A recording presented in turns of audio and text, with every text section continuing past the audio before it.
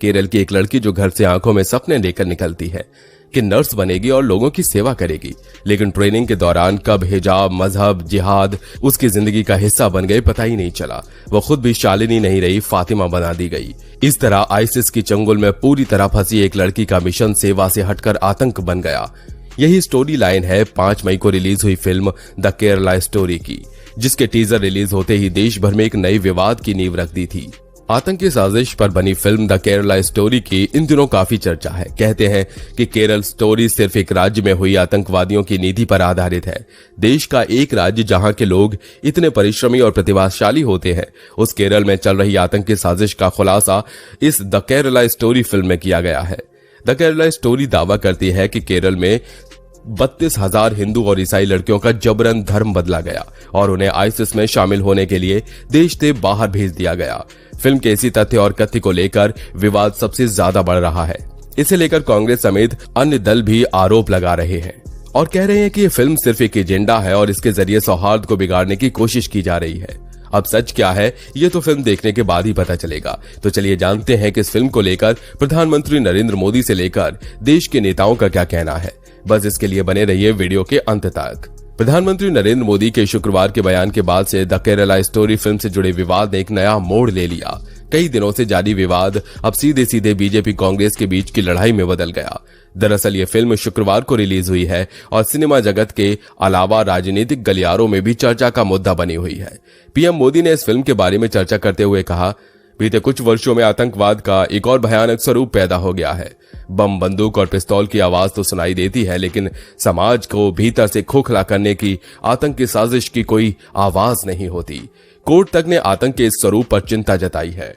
कांग्रेस देश को तहस नहस करने वाली इस आतंकी प्रवृत्ति के साथ खड़ी नजर आ रही है। इतना ही नहीं, कांग्रेस आतंकी प्रवृत्ति वाले लोगों के साथ पिछले दरवाजे से सौदेबाजी तक कर रही है। पीएम मोदी ने आगे ये भी कहा, मैं ये देखकर हैरान हूं कि अपने वोट बैंक के खातिर कांग्रेस ने आतंकवाद के सामने घुटने टेक दिए हैं। ऐसी पार्टी क्या कभी भी कर्नाटक की रक्षा कर सकती है? आतंक के माहौल में यहाँ के उद्योग, आईटी इंडस्ट्री, खेती, किसानी और गौरवमयी संस्कृति सब कुछ तबाह हो जाएगी। पीएम के भाषण के बाद असम के सीएम हेमंत बिस्वा शर्मा ने एक दूसरे समारोह में कहा, जब बीबीसी ने पीएम मोदी पर झूठी फिल्म बनाई तो कांग्रेस ने हमें कहा कि इसे बैन नहीं करें, और आज जब द केरला स्टोरी रिलीज होने वाली है तो कांग्रेस इस पर बैन की मांग कर रही है। ये तुष्टीकरण की राजनीति है। बीजेपी के आईटी सेल के प्रमुख अमित मालवीय ने केरल के पूर्व मुख्यमंत्री वीएस अच्युतानंद का एक पुराना वीडियो जारी किया, जिसमें वो खुद कह रहे हैं कि अगले 20 सालों में केरल मुस्लिम स्टेट बन सकता है। हालांकि पीएम के बयान के बाद कांग्रेस सांसद के मुरलीधरन ने शुक्रवार को कहा कि कांग्रेस ने शुरू से ही आतंकवाद का विरोध किया है। कांग्रेस हमेशा सांप्रदायिक ताकतों के भी खिलाफ है। हम सिर्फ पिछड़ों के पक्ष में हैं और उनके अधिकारों के लिए खड़े हैं। रविवार को केरल के मुख्यमंत्री पिनराई विजयन ने ट्रेलर को देखते हुए कहा कि इस ट्रेलर को देखने के बाद ऐसा लग रहा है कि इस फिल्म का मकसद राज्य के खिलाफ प्रोपेगेंडा फैलाना और सांप्रदायिक ध्रुवीकरण करना है। उन्होंने आगे ये भी कहा कि लव जिहाद का मुद्दा एक ऐसा मुद्दा है जिसे जांच एजेंसियां, अदालतें और केंद्रीय गृह मंत्रालय भी खारिज कर चुका है। यह मुद्दा अब केरल को लेकर उठाया जा रहा है और ऐसा लगता है कि इसका मकसद दुनिया के सामने राज्य को बदनाम करना है। मुख्यमंत्री ने एक और बयान में कहा कि इस तरह की प्रोपेगेंडा फिल्म और इसमें मुस्लिमों को जिस तरह से दिखाया गया है, उसे राज्य में संघ परिवार के राजनीतिक फायदा पाने के प्रयासों से जोड़कर देखना चाहिए। सीपीआई के राज्यसभा सांसद ए रहीम ने कहा, झूठ से ढकी ये फिल्म आरएसएस और संघ परिवार का एजेंडा है जो चुनावी फायदा उठाने के लिए बेचैन है।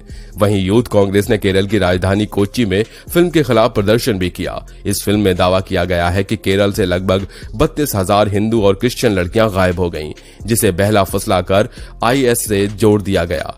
ट्रेलर देखने के बाद पता चलता है कि फिल्म में हिंदू लड़कियों को बहलाकर इस्लाम धर्म अपनाने और फिर आईएस से जुड़ने के बारे में है। विवाद इसी ट्रेलर से शुरू हुआ। विवाद ऐसा शुरू हुआ कि बात कोर्ट तक पहुंच गई और कई लोगों ने इस फिल्म को बैन करने की गुहार भी लगाई। हालांकि शुक्रवार को केरल हाईकोर्ट ने फिल्म पर रोक लगाने से इनकार कर दिया। कोर्ट ने कहा कि फिल्म सिर्फ दावा करती है कि ये सच्ची घटनाओं से प्रेरित है।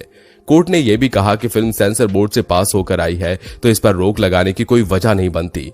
वैसे फिल्म के शुरुआत में प्रोड्यूसर ने डिस्क्लेमर दिया है कि एक काल्पनिक कहानी है। हालांकि हाईकोर्ट ने फिल्म के प्रोड्यूसर की ओर से पेश हुए वकील रवि कदम से पूछा, 32,000 लड़कियों का आंकड़ा कहां से आया? इसके जवाब में कदम ने कहा, यह निर्माताओं को मिली जानकारियों पर आधारित है। हालांकि फिर उन्होंने इस जानकारी को हटा लेने की बात कही, जिसके बाद ट्रेलर में से ये आंकड़ा अब हटा दिया गया है। अब 32,000 लड़कियों का जिक्र हटाकर 3 लड़कियों की सच्ची कहानी कर दिया गया है। हालांकि इन सब को हटाने से पहले बहस शुरू हो चुकी थी। दोनों पक्षों ने अपने अनुसार सोशल मीडिया पर तर्क भी देने शुरू कर दिए थे। इस बीच शशि थरूर ने भी एक ट्वीट किया, जिसमें थरूर ने फिल्म के बारे में लिखा, ये आपके केरल की कहानी हो सकती है, हमारे केरल की कहानी नहीं। जिसके बाद कुछ लोगों ने शशि थरूर के एक पुराने ट्वीट को सामने लाया, जिसमें उन्होंने लिखा था, मेरे पास केरल की कुछ माएँ आई थीं जिनकी बेटियां अफगानिस्तान में फंसी हैं, जिसे उनके पतियों ने उसे बहला फुसलाकर भारत से बाहर लेकर चले गए। इन दोनों ट्वीट को देखने के बाद लोगों ने शशि थरूर की काफी आलोचना की, जिसके बाद थरूर ने सफाई देते हुए लिखा, फिल्म वाले 32,000 मामलों की बात कर रहे हैं और मैंने सिर्फ 4 मामलों की बात की है। इस सारे ट्वीट के अलावा एक और ट्वीट काफी चर्चा में है, जिसमें केरल की एक मस्जिद में हिंदू रीति रिवाज के शादी का वीडियो पोस्ट किया गया है। इस वीडियो को देखने के बाद कई लोग इसे एक और केरला स्टोरी लिखकर ट्वीट कर रहे हैं। हालांकि इन सबके बीच सीएम पिनराई विजयन ने भी कटाक्ष करते हुए लोगों को सरकारी घर देने की कुछ तस्वीरें ट्वीट की हैं और लिखा है, ये है असली केरल की कहानी। इन सभी विवादों के बीच फिल्म के डायरेक्टर सुदीप्त सेन ने कहा कि इस फिल्म का धर्म के साथ कोई रिश्ता नहीं, हमने सिर्फ आतंकवादियों के बारे में बात की है। आप लोग कहते हैं कि आतंकवाद का कोई धर्म नहीं होता, तो फिर धर्म कहां से आ गया। उन्होंने एक और ट्वीट में लोगों से अपील करते हुए कहा कि बिना फिल्म देखे आप लोग कोई भी अपनी राय न दें। राय देने से पहले एक बार फिल्म जरूर जाकर देखें। वहीं फिल्म की एक्ट्रेस अदा शर्मा ने कहा, हमारी फिल्म किसी भी धर्म के खिलाफ नहीं है, यह आतंकी संगठनों के खिलाफ है। हमारी कहानी लड़कियों को ड्रग्ड करने के बारे में है, उनके साथ हो रहे रेप के बारे में है, जबरदस्ती प्रेग्नेंट करने, बार बार कई लोगों द्वारा रेप किए जाने के बारे में है। तो जब आप पॉलिटिकल एजेंडा की बात करते हैं तो ये मुद्दे से भटका रहे हैं।